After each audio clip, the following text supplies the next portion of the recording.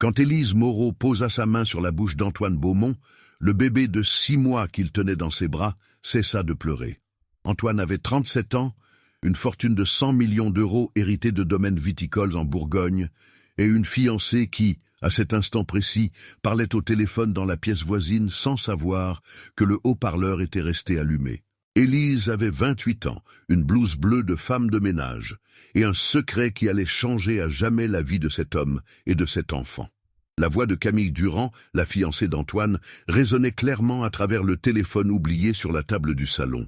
Elle avouait quelque chose à sa meilleure amie, quelque chose qu'Antoine n'aurait jamais dû entendre. Élise le savait. Elle avait tout entendu en passant l'aspirateur, et quand elle vit Antoine s'approcher du salon avec le bébé dans les bras, elle fit la seule chose qu'elle pouvait faire. Elle l'arrêta, elle lui posa la main sur la bouche, et de ses yeux, elle lui désigna le téléphone. Ce qu'Antoine entendit dans les 3 minutes qui suivirent détruisit tout ce en quoi il avait cru pendant les 2 dernières années, et révéla une vérité sur l'enfant qu'il serrait dans ses bras qui allait le faire tomber à genoux. Si tu es prêt pour cette histoire, écris dans les commentaires d'où tu regardes cette vidéo. Le château Beaumont se dressait au cœur de la Côte d'Or, en Bourgogne, entouré de vignobles prestigieux qui s'étendaient à perte de vue sur les collines dorées. C'était une demeure du XVIIe siècle, avec des murs de pierre blanche et des toits d'ardoise grise. Les caves voûtées abritaient des milliers de bouteilles de grands crus, et le parfum du raisin mûr imprégnait l'air pendant les vendanges. Antoine Beaumont avait hérité de ce château de son grand-père, avec un empire viticole qui valait plus de 100 millions d'euros. C'était le genre d'homme que les magazines économiques adoraient photographier, avec ses yeux gris comme le ciel de Bourgogne en automne et son sourire assuré. Pourtant, malgré toute cette richesse, Antoine semblait toujours chercher quelque chose que l'argent ne pouvait pas acheter. Mais Antoine n'était pas comme les autres riches qu'Élise avait connus pendant ses 8 années de travail comme femme de ménage dans les maisons des familles aisées. Il ne la traitait pas comme un meuble. Il ne l'ignorait pas comme si elle était invisible. Chaque matin, il lui demandait comment elle allait, si elle avait besoin de quelque chose, si le travail n'était pas trop pénible. Il était gentil, presque timide pour un homme de sa position, et Élise avait appris à le respecter profondément. Élise Moreau était arrivée au château Beaumont 2 ans auparavant, quand l'ancienne gouvernante avait pris sa retraite. Elle venait d'un petit village du Nord-Pas-de-Calais appelé Lens, où les chevalements des mines abandonnées se dressaient comme des fantômes rouillés, et où la pauvreté était une compagne fidèle. Son père avait été mineur jusqu'à ce que la silicose lui vole son souffle et sa dignité. Sa mère avait travaillé comme caissière jusqu'à ce que ses jambes ne puissent plus la porter. Élise se souvenait des nuits où sa mère pleurait en silence, priant devant la photo de Sainte Barbe pour un miracle qui n'arrivait jamais. Élise était partie à 20 ans avec une valise en carton et le rêve d'envoyer assez d'argent à la maison pour que ses parents puissent vivre dignement. 8 ans plus tard, ce rêve s'était transformé en routine. 1500 € par mois, dont 500 partaient directement sur le compte de ses parents dans le Nord. Ce n'était pas la vie qu'elle avait imaginée, mais c'était une vie honnête, et pour Élise, l'honnêteté valait plus que n'importe quelle fortune. Camille Durand était entrée dans la vie d'Antoine 2 ans auparavant, lors d'une soirée de gala au château de Versailles. C'était le genre de femme qui faisait tourner les têtes. Blonde, grande, avec des traits sculptés et un corps que les campagnes publicitaires avaient rendu célèbre. Elle avait 30 ans, une carrière de mannequin en déclin et une ambition qui brûlait plus fort que n'importe quelle passion amoureuse. Élise l'avait observée dès le premier jour où elle avait mis les pieds au château Beaumont. Il y avait quelque chose dans ses yeux qui ne collait pas, quelque chose de calculateur derrière chaque sourire, chaque caresse, chaque mot doux qu'elle adressait à Antoine. Mais Élise n'était qu'une femme de ménage. Ce n'était pas sa place de faire des commentaires ou d'exprimer des opinions. Son travail était de nettoyer, cuisiner, repasser et rester invisible. Le bébé était arrivé 6 mois plus tôt. Il s'appelait Lucas, et Camille avait annoncé la grossesse avec un timing parfait, exactement une semaine après que les rumeurs sur leur relation avaient commencé à circuler dans les magazines People. Le mariage avait été reporté plusieurs fois pour des raisons que Camille qualifiait de professionnelles, mais qui semblaient à Élise des excuses de plus en plus fragiles. Antoine adorait cet enfant, avec une intensité qui émouvait quiconque les voyait ensemble. Il se réveillait au milieu de la nuit pour le bercer quand il pleurait. Il lui chantait les berceuses que sa mère lui avait chantées 30 ans plus tôt dans ce même château. Il passait des heures à le regarder dormir, avec une expression d'émerveillement pur sur le visage, comme s'il ne pouvait pas croire que cette petite créature était vraiment la sienne. C'était le père que tout enfant voudrait avoir. Élise s'occupait de Lucas presque autant qu'Antoine. Elle le faisait avec un amour qui la surprenait elle-même, car ce bébé, avec ses yeux bleus et son sourire édenté, avait trouvé une place dans son cœur qu'elle ne savait pas exister. Ce matin d'octobre avait commencé comme tous les autres. Le ciel était bas sur la Bourgogne avec cette brume automnale qui enveloppait les vignes comme un voile de soie. Camille était partie tôt, disant qu'elle avait un shooting à Paris. Antoine était resté à la maison pour travailler et avait demandé à Élise de s'occuper de Lucas. Ce fut vers 11 heures que tout bascula. Le téléphone de Camille s'était mis à sonner sur la table du salon. Elle l'avait oublié ce matin-là dans sa précipitation. Et quand le répondeur s'était déclenché, la voix de sa meilleure amie avait commencé à parler, ignorant que le haut-parleur était resté allumé. Élise passait l'aspirateur dans le salon quand elle entendit les premiers mots. Elle se figea, l'appareil à la main, incapable de bouger, tandis que cette voix révélait des secrets qui allaient détruire un homme bon. Élise traversa la pièce avec une vitesse qu'elle ne se connaissait pas. Antoine était sur le point d'entrer dans le salon, le bébé gazouillant joyeusement dans ses bras quand elle se dressa devant lui. Sans réfléchir, sans hésiter, elle posa sa main sur sa bouche pour l'empêcher de parler. De l'autre, elle désigna le téléphone sur la table, d'où continuait à s'échapper cette voix inconsciente. Antoine la regarda avec des yeux écarquillés, confus, peut-être effrayé par ce geste si inattendu de la part de sa femme de ménage silencieuse et réservée. Mais quelque chose dans son regard, dans son expression, l'arrêta. Il ne bougea pas, il ne parla pas, il écouta.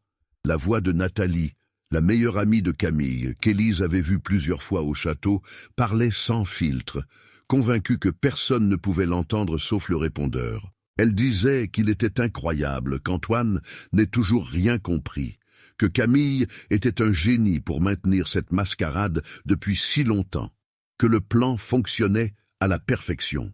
Dans quelques mois, ils seraient mariés, et ensuite il suffirait d'attendre quelques années. Divorcer avec les bonnes accusations et emporter la moitié du patrimoine. Mais le plus dévastateur, ce qui fit trembler les jambes d'Antoine, fut ce que Nathalie dit ensuite. Elle parlait du bébé. Elle disait que le vrai père était Julien, l'ex-petit ami de Camille, celui avec qui elle continuait à se voir en secret pendant ses voyages de travail. Elle riait du fait qu'Antoine adorait cet enfant qui n'était même pas le sien, qui lui consacrait tout ce temps et tout cet amour pour un fils qui portait l'ADN d'un autre homme. Antoine resta immobile pendant ce qui sembla des minutes entières. Son visage perdit toute couleur. Ses bras serrèrent Lucas avec une force qui fit gémir le bébé. Ses yeux se remplirent de quelque chose qu'Élise n'avait jamais vu dans ses yeux toujours bienveillants.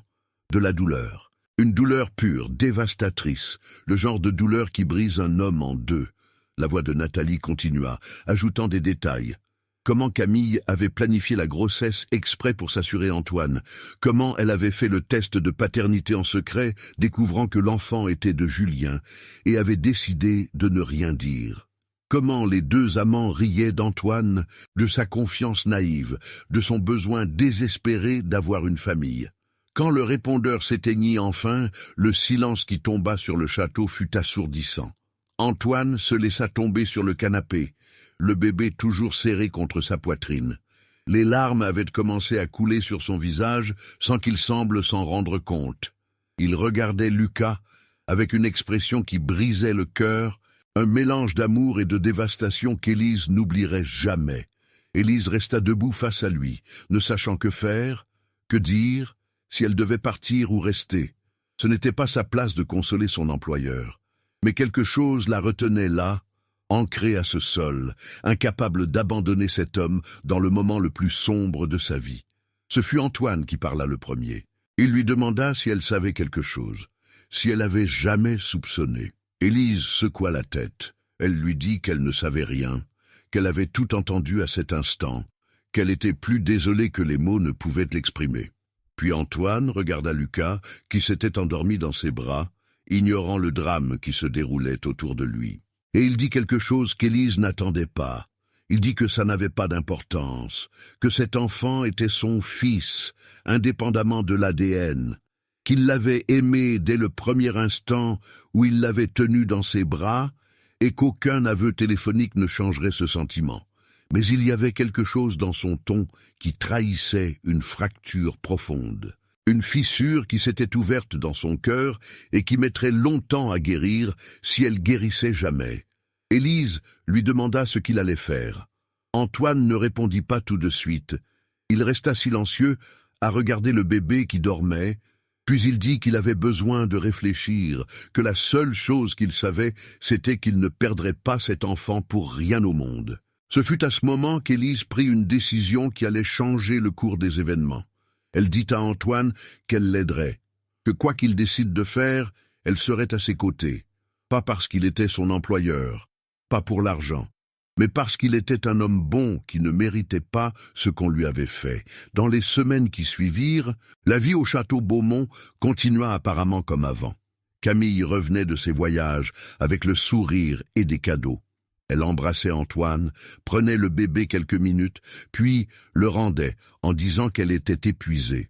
Antoine jouait son rôle avec une maîtrise qui surprit Élise. Il souriait, répondait comme si rien n'avait changé. Mais elle voyait la différence. Elle voyait comment ses yeux s'éteignaient quand Camille tournait le dos. Elle voyait la douleur cachée derrière chaque geste. Pendant ce temps, Antoine avait engagé un détective privé, l'un des meilleurs de Paris, un ancien policier avec la réputation de trouver n'importe quoi. Il avait aussi contacté ses avocats pour comprendre ses options légales concernant Lucas. Élise était devenue ses yeux et ses oreilles à l'intérieur du château. Elle n'espionnait pas, ne fouillait pas dans les affaires de Camille, mais elle observait. Elle notait les horaires auxquels arrivaient les appels suspects. Elle remarquait quand Camille s'enfermait dans la salle de bain pour envoyer des messages en secret. Elle relevait les petits mensonges, les incohérences dans ses histoires. Ce fut Élise qui découvrit le deuxième téléphone. Elle le trouva par hasard en rangeant le dressing de Camille, caché dans la poche d'un vieux sac. Tu aimes cette histoire, Makwa? Laisse un petit like et abonne-toi à la chaîne. Maintenant, reprenons la vidéo. Elle ne le toucha pas, ne le prit pas, mais dit à Antoine où il était.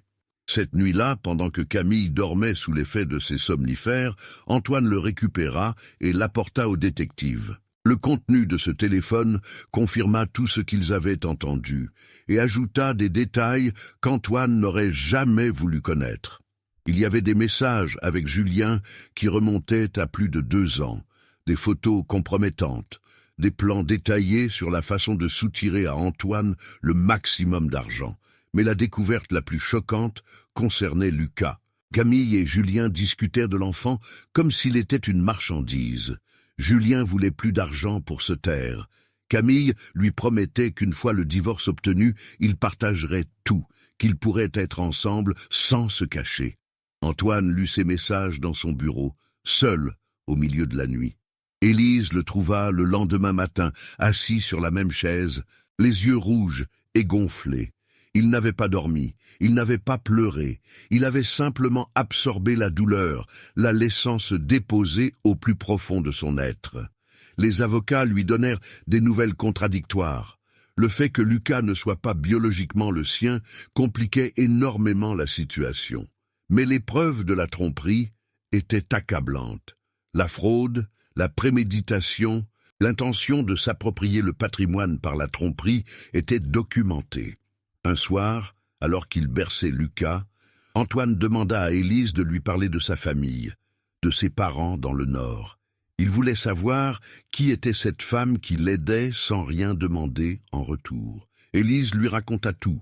Elle lui parla de son père et de la silicose, de sa mère et des jambes qui ne la portaient plus. Elle lui parla des 500 € qu'elle envoyait chaque mois, du rêve de rentrer un jour. Elle lui parla de la solitude des nuits, loin du pays qu'il avait vu naître. Antoine l'écouta en silence. Lucas endormit dans ses bras. Et quand elle eut terminé, il dit quelque chose qui changea tout. Il dit qu'il n'avait jamais rencontré quelqu'un comme elle. Personne avec ce type de force silencieuse, cette dignité inébranlable, cette capacité de voir au-delà des apparences. L'hiver était arrivé sur la Bourgogne avec une rudesse inattendue. Le givre couvrait les vignes dénudées, transformant le paysage en un tableau en noir et blanc. Antoine avait décidé qu'il était temps d'agir. Il avait rassemblé toutes les preuves, consulté ses avocats. Ce soir-là, il affronterait Camille, non par colère, mais parce qu'il ne pouvait plus vivre dans le mensonge. Camille était revenue de Paris cet après-midi-là, rayonnante et pleine d'énergie comme toujours après ses voyages. Elle avait ramené une nouvelle robe, des histoires de séances photos avec des créateurs célèbres. Antoine l'avait écoutée avec le sourire aux lèvres et la glace dans le cœur.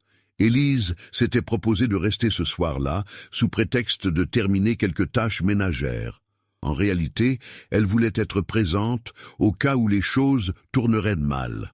La confrontation eut lieu après le dîner, dans le grand salon avec la cheminée allumée. Lucas dormait à l'étage. Antoine attendit que Camille se soit assise avec sa coupe de Bourgogne avant de parler. Il lui dit qu'il savait tout, du téléphone secret, des messages avec Julien, du plan pour l'épouser puis divorcer, et de Lucas. Le changement sur le visage de Camille fut instantané et terrifiant. Le sourire disparut, remplacé par quelque chose de dur et de froid qu'Antoine n'avait jamais vu. Pendant un moment, elle resta silencieuse, calculant, évaluant ses options. Puis elle rit, un rire bref et amer. Elle admit tout. Elle n'essaya pas de nier, pas de se justifier. Elle dit à Antoine que ça avait été trop facile, qu'il était si désespérément en manque d'amour qu'il avait cru tout ce qu'elle lui disait, qu'il était pathétique dans sa naïveté, dans sa confiance aveugle. Antoine lui dit qu'il voulait le divorce, qu'il se battrait pour la garde de Lucas par tous les moyens. Ce fut alors que Camille joua sa carte maîtresse. Elle rit à nouveau et dit qu'il ne pouvait pas avoir la garde d'un enfant qui n'était pas le sien, que Julien était prêt à revendiquer la paternité, à prendre l'enfant, à le sortir de sa vie pour toujours. Ce fut Élise qui intervint. Elle entra dans le salon et s'adressa à Camille d'une voix tremblante de colère contenue. Elle lui dit qu'elle était une personne méprisable, qu'elle avait pris un homme bon et l'avait détruit par cupidité, qu'elle avait utilisé un enfant innocent comme pion dans un jeu cruel. Camille la regarda comme on regarde un insecte nuisible. Elle lui dit qu'elle n'était qu'une femme de ménage, qu'elle devait retourner récurer les sols. Mais Antoine intervint. Il dit qu'Élise avait plus le droit qu'elle d'être dans cette pièce, que si quelqu'un devait quitter cette maison, c'était Camille, pas Élise. Camille partit cette nuit-là, claquant la porte et promettant de se venger. Antoine resta dans le salon vide, avec le feu mourant dans la cheminée et le vent de Bourgogne hurlant dehors. Ce fut Élise qui s'assit à côté de lui. Elle ne dit rien. Elle lui prit simplement la main et la tint serrée, lui offrant la seule chose qu'elle avait, sa présence. Les mois qui suivirent furent les plus difficiles de la vie d'Antoine. Camille avait tenu ses promesses de vengeance, déclenchant une guerre juridique sans fin. Julien avait demandé la reconnaissance de paternité de Lucas. Les tests ADN avaient confirmé ce qu'Antoine savait déjà. Ses avocats soutenaient que la reconnaissance par Antoine était nulle. Les avocats d'Antoine contre-argumentaient avec les preuves de la tromperie. Les messages, les enregistrements, les témoignages du détective démontraient qu'il avait été délibérément trompé.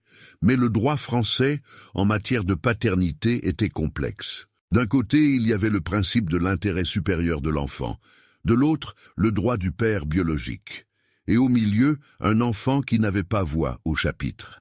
Antoine passait ses journées entre réunions avec les avocats et audiences au tribunal. Sa seule priorité était Lucas. Chaque moment libre, il le passait avec lui, comme s'il essayait de graver dans sa mémoire chaque sourire, chaque geste. Élise était devenue bien plus qu'une femme de ménage. Elle était sa confidente, son alliée, la personne qui le maintenait ancré à la réalité. Elle avait emménagé dans la maison d'amis du domaine pour pouvoir être plus présente, pour pouvoir aider avec Lucas. Ce fut lors d'une des audiences les plus difficiles qu'Élise prit une décision qui allait tout changer. Elle demanda à témoigner, non pas comme employée de maison, mais comme la personne qui avait découvert la tromperie, qui avait été témoin de la relation entre Antoine et Lucas, qui pouvait parler de ce que signifiait vraiment être père au-delà du sang. Quand elle se leva pour témoigner, Élise était terrifiée. Elle n'avait jamais parlé en public, elle n'avait jamais affronté d'avocat, mais elle pensa à Lucas.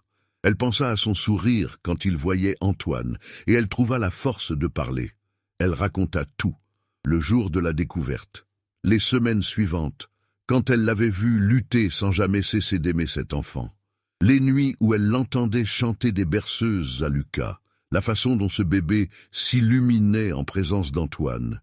Elle parla aussi de Camille, de la façon dont elle traitait Lucas comme un accessoire, et elle parla de ce que signifiait être père. Non pas celui qui partage l'ADN, mais celui qui se réveille au milieu de la nuit pour bercer son enfant, celui qui renonce à tout pour son bien. Quand elle eut fini de parler, le silence dans la salle était total. Antoine avait les larmes aux yeux, et Camille, pour la première fois, avait une ombre de peur sur le visage. Le jugement arriva par un jour de printemps, quand les vignes du domaine commençaient à se réveiller de leur torpeur hivernale, et que l'air sentait la terre humide et les promesses. Le juge avait statué en faveur d'Antoine. La garde principale de Lucas resterait avec lui, en vertu du lien affectif démontré et de la reconnaissance faite de bonne foi. Julien aurait des droits de visite limités, mais pas la garde complète qu'il avait demandée. Le jugement citait expressément le témoignage d'Élise. Il parlait du lien entre Antoine et Lucas, du fait que l'intérêt supérieur de l'enfant ne pouvait pas être déterminé uniquement par la biologie, mais devait tenir compte de qui aimait cet enfant et de qui était aimé par lui. Ce soir-là, après avoir couché Lucas, Antoine trouva Élise dans le jardin. Elle contemplait le coucher de soleil sur les vignes, enveloppée dans un châle qu'il lui avait offert des mois auparavant. Il lui dit qu'il n'y serait jamais arrivé sans elle, que pendant ces mois sombres, elle avait été son encre, sa lumière, la seule personne qui l'avait fait se sentir moins seule. Élise sourit. Ce sourire timide qu'il avait appris à aimer. Elle lui dit qu'elle ne voulait pas de remerciements, qu'elle l'avait fait parce que c'était juste, parce que lui et Lucas méritaient d'être ensemble. Mais Antoine n'avait pas terminé. Il lui prit la main et lui dit qu'il ne voulait plus qu'elle soit sa femme de ménage. Il voulait autre chose d'elle, quelque chose de plus. Élise le regarda avec des yeux pleins de quelque chose qui ressemblait à de la peur. Elle lui dit qu'elle ne pouvait pas, qu'ils étaient trop différents, qu'ils venaient de mondes trop éloignés, qu'elle n'était qu'une fille du Nord qui récurait les sols, et lui était Antoine Beaumont, héritier d'un empire. Antoine lui serra la main plus fort. Il lui dit qu'il se moquait de ce que les gens pourraient dire. Il se moquait des mondes différents et des origines différentes. Il ne se souciait que d'elle, de la femme qui avait vu au-delà des apparences, de la femme qui avait tout risqué pour dire la vérité dans un tribunal, de la femme qui aimait Lucas comme s'il était le sien. Élise sentit les larmes couler sur son visage. Ce n'étaient pas des larmes de tristesse, c'étaient des larmes d'espoir. Elle regarda cet homme qui avait tant souffert, qui s'était battu si dur, et elle vit quelque chose qu'elle n'avait pas vu avant. Elle vit un avenir. 1 an plus tard, Élise Moreau devint Élise Beaumont. Non pas dans une cérémonie fastueuse, mais dans une petite chapelle au milieu des vignes, avec seulement leurs proches présents. Les parents d'Élise étaient venus du Nord, son père avec le costume du dimanche, et les yeux brillants d'émotion, sa mère avec des larmes coulant sur son visage. Quand elle vit sa fille en blanc, elle lui prit les mains et lui dit qu'elle était la plus belle mariée qu'elle ait jamais vue. Lucas, qui avait maintenant presque 2 ans, elle porta les alliances sur un coussin de velours, titubant sur ses petites jambes, tandis que toute la chapelle souriait. Camille avait quitté la France, s'installant à Londres, avec l'argent qu'elle avait obtenu dans l'accord de séparation. Julien exerçait ses droits de visite de temps en temps, mais il était évident qu'il n'avait jamais vraiment voulu être père. C'étaient des ombres du passé qui se dissipaient peu à peu. Et dans ce château entre les vignes, où une confession téléphonique avait détruit un mensonge et construit une vérité, une nouvelle famille était en train de naître. Non pas construite sur le sang ou le patrimoine, mais sur quelque chose de bien plus rare et précieux. Construite sur l'amour vrai, celui qui ne s'achète ni ne se vend. Celui qui naît dans les moments les plus sombres et grandit malgré tout.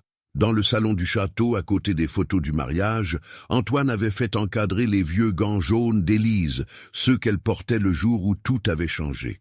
Sa façon de se rappeler d'où ils étaient partis et jusqu'où ils étaient arrivés. Sa façon d'honorer la femme qui lui avait sauvé la vie en lui posant la main sur la bouche. Chaque soir, après avoir couché Lucas, Antoine et Élise s'asseyaient sur la terrasse pour contempler les étoiles au-dessus de la Bourgogne. Le ciel était toujours plein de lumière, comme des diamants sur du velours noir. Ils ne parlaient pas beaucoup, ce n'était pas nécessaire. Ils savaient ce qu'ils avaient, ils savaient combien c'était rare. Et dans ce château entre les vignes, où le vin vieillissait dans des caves centenaires et où l'amour avait trouvé le chemin le plus inattendu, la vie continuait. Pas parfaite, jamais parfaite, mais vraie, authentiquement vraie. Si cette histoire t'a rappelé que la valeur d'une personne ne se mesure pas au travail qu'elle fait ou aux vêtements qu'elle porte, et que parfois la vérité arrive par les mains les plus inattendues, laisse une trace de ton passage avec un cœur. Et si tu veux soutenir ceux qui racontent des histoires célébrant la dignité humaine et le courage de ceux qui ne se rendent pas face aux injustices, tu peux le faire avec un petit geste via la fonction Super. Merci juste en dessous. Merci d'être resté jusqu'à la fin.